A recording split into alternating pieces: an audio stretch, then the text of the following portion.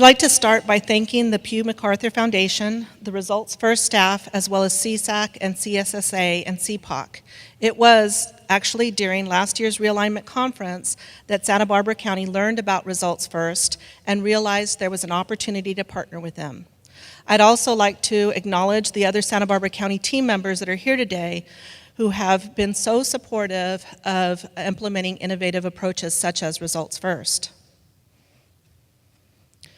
Results First was immediately recognized for us as an initiative we were interested in learning more about and potentially pursuing. Santa Barbara County is committed to data-driven decision-making, and Results First was a perfect opportunity to build upon this commitment with the benefit of expert technical assistance. And in case you didn't catch it, free technical assistance. The Results First staff have been wonderful about coming and doing site visits with us, as well as training us on the model and allowing us to use their software.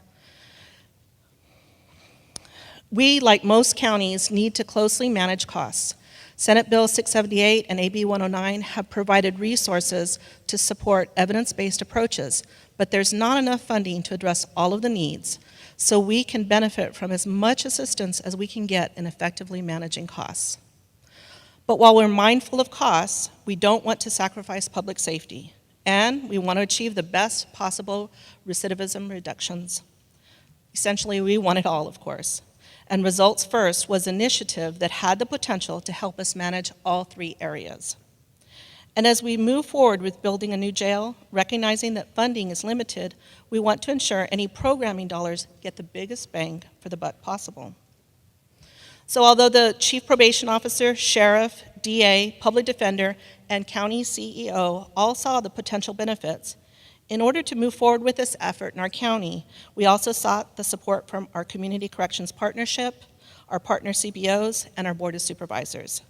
Each of these groups were crucial steps in the process of moving the project forward. The CCP needed to understand and support the benefits of proceeding to ensure that there was sufficient support to see us through the logistical challenges we would likely meet along the way. Our CBO partners needed to hear early on about the initiative and have an equal opportunity to consider the benefits and provide their feedback.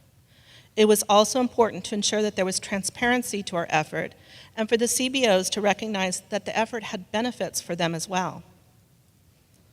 Well, the unanticipated problem that we quickly ran into was fear and confusion. As is the case in most counties right now, we're engaged in many, many new projects and efforts. And with every new project, I take the opportunity to remind our stakeholders what the project entails whenever it comes up.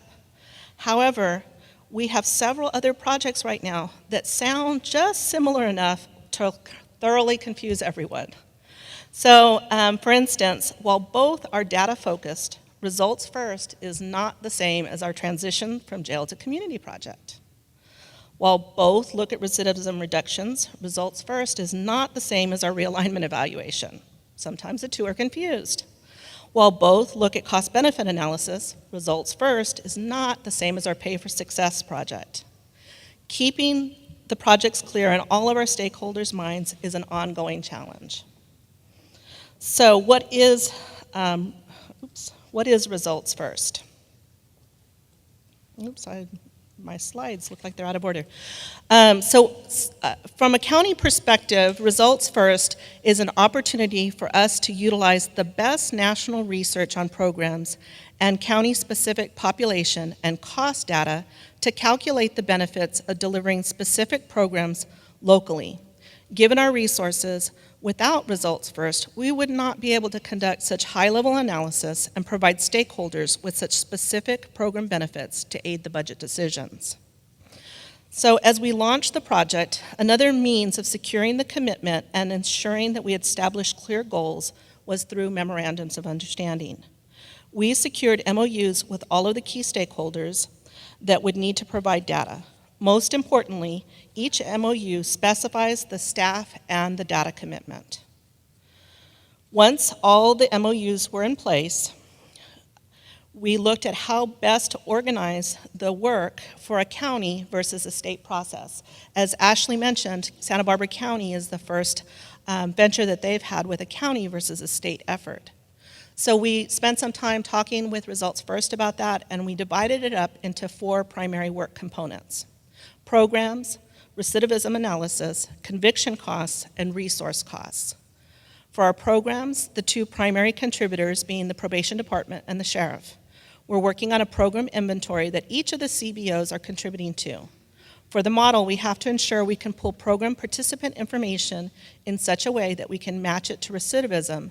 So our first draw is focused on the low-hanging fruit, if you will. The nice thing about the model is that we can go deeper once we're prepared to. For the recidivism analysis, the probation and the court are working together. We have a great working relationship with our court's IT staff. So while this may be the most challenging piece of the model, our work thus far is going rather smoothly. For conviction costs, the court, the public defender, and the district attorney's fiscal staff are working as a team to establish what these costs are for our local jurisdiction.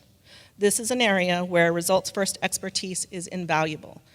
I sat in on this meeting, I didn't understand half of what they were talking about. So it's been really helpful to have the technical assistance from Results First that is guiding us through establishing a method for determining these costs. For the resource costs, all of the agencies are going to be involved in that, and we need to establish what the local costs are for the programs that we're delivering that we would like to include in the model. And we're just getting started on this piece, and it's, again, an area that the TA that Results First provides will guide us through establishing. We're eager to be able to deliver some preliminary information from the model. Results First has allowed us to establish our own timeline and work at our own pace. We've agreed we would like to have some initial results to assist in the fiscal year 14-15 budget cycle, which is somewhat optimistic, but it's really something that we would like to achieve. There are many areas we anticipate being able to use the model, including program selection for local dollars, as I mentioned earlier, but I also anticipate it will play a role in grant opportunities as well as to advise partner agencies of the types of interventions we are most interested in partnering with them on. Santa Barbara County is very fortunate to have this opportunity, and we hope to be able to report back in coming years as to the impact the model has had on our program decisions. We look forward to other counties potentially partnering with Results First so that we can learn from each other's experiences, and we will gladly share what we have learned so far through the process, as well as our sample MOUs or other documents that might assist other counties. So thank you for letting me share just the beginning stages, and hopefully we'll be back in future years to share more about it.